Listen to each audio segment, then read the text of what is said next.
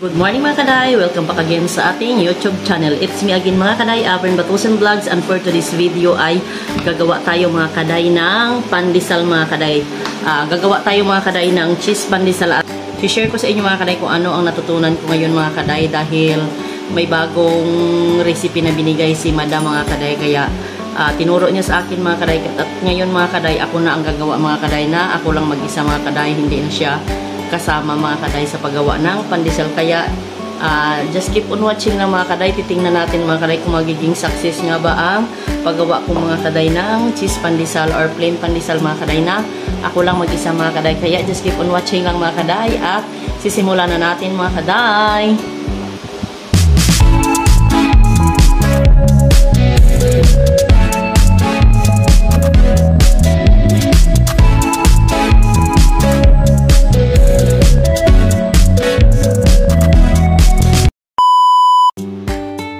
At so ayun na mga kaday, nandito na lahat mga kaday ang ating mga simple ingredients mga kaday para sa ating gagamitin mga kaday sa ating fluffy and cheesy pandesal mga kaday.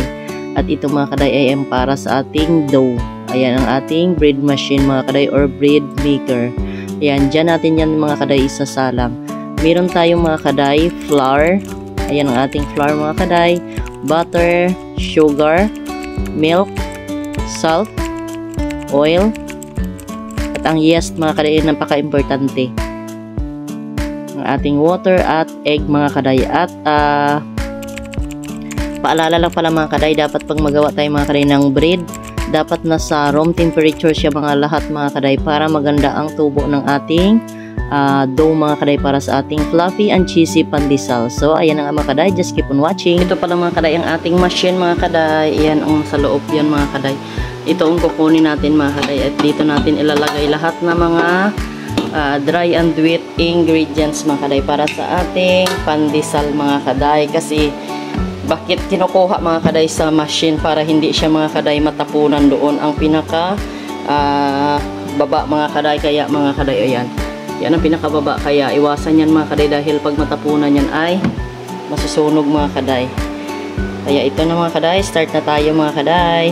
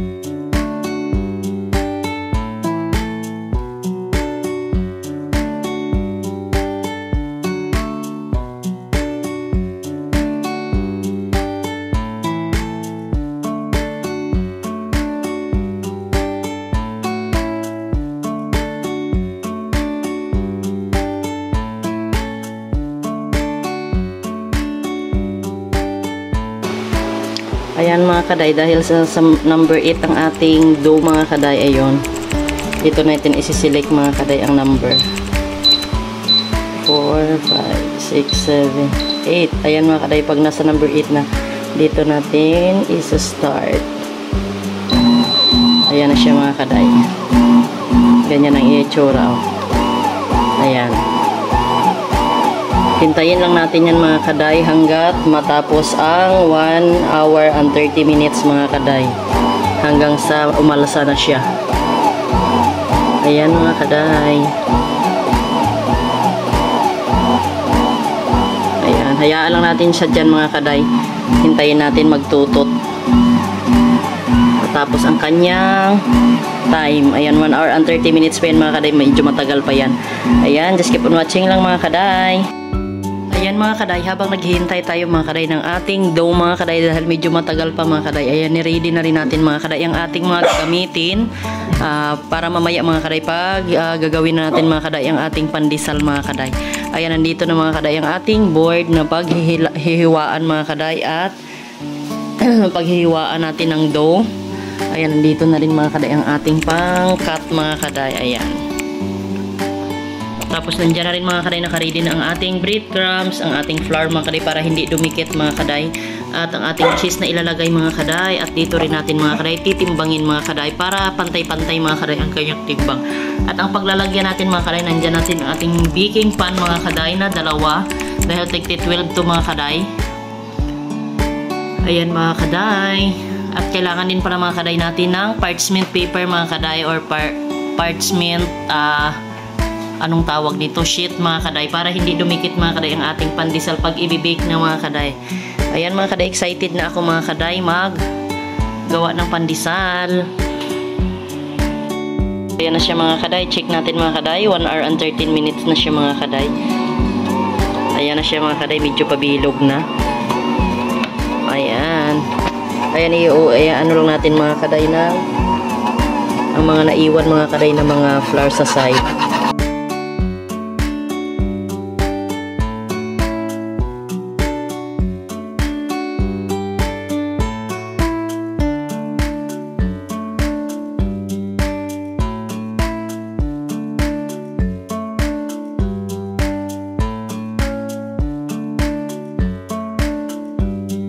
Mga kaday, check natin ulit 1 hour and 5 minutes mga kaday ang remaining time. Ayan mga kaday, magro-rise na yan siya mga kaday. Ganyan ang itsura niya mga kaday. Ayan, hayaan lang natin yan mga kaday kasi dahil tutubo yan siya mga kaday hanggang aalsa na yan siya mga kaday hanggang taas.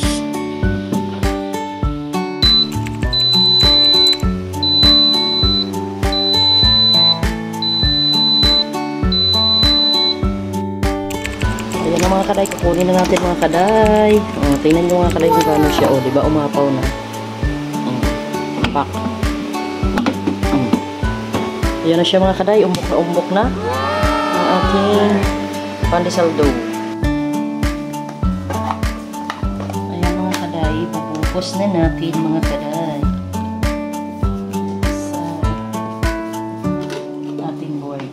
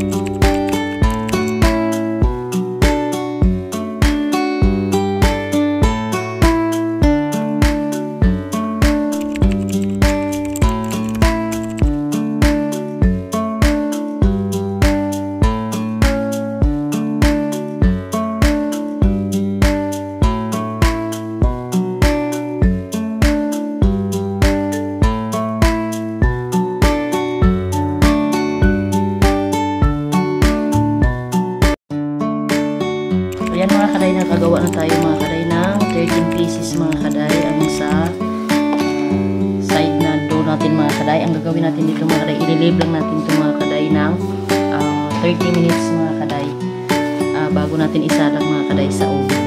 Ayan mga kaday, tatakpan na natin mga kaday. Pwede ito mga kaday takpan ng plastic mga kaday or cloth mga kaday.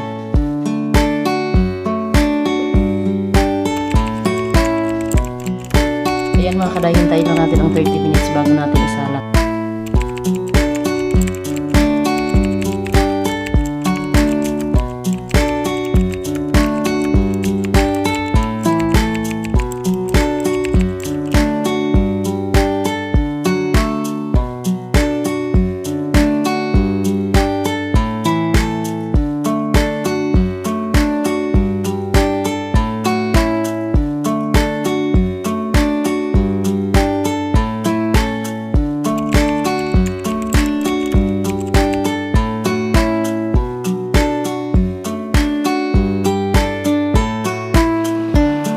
Ayan mga kaday, tumubo na siya mga kaday, umalisa pa siya sa hindi na siya katulad kanina nung ginawa natin. Medyo lumaki na siya mga kaday.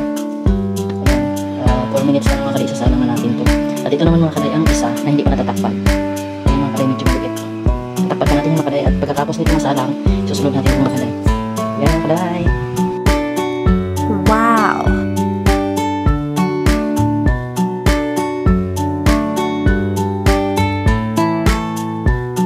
Isasalang na natin ito mga kaday. Tingnan nyo mga kaday, lumaki na siya.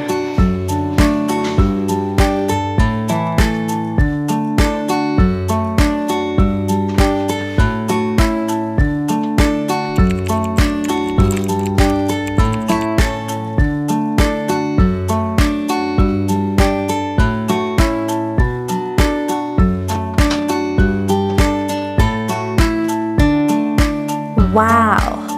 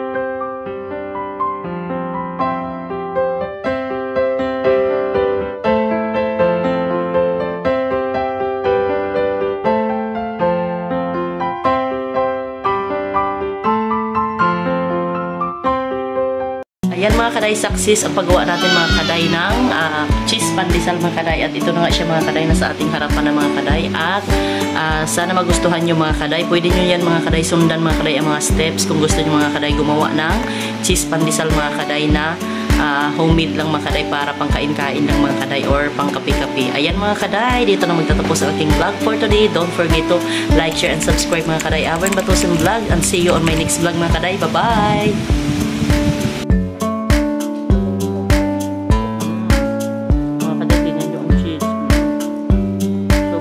Fluffy mga kaday. Ang sarap po ito.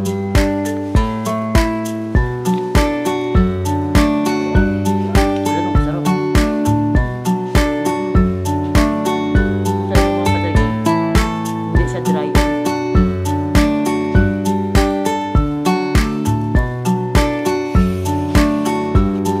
Hindi mo mag-ibig ba daw?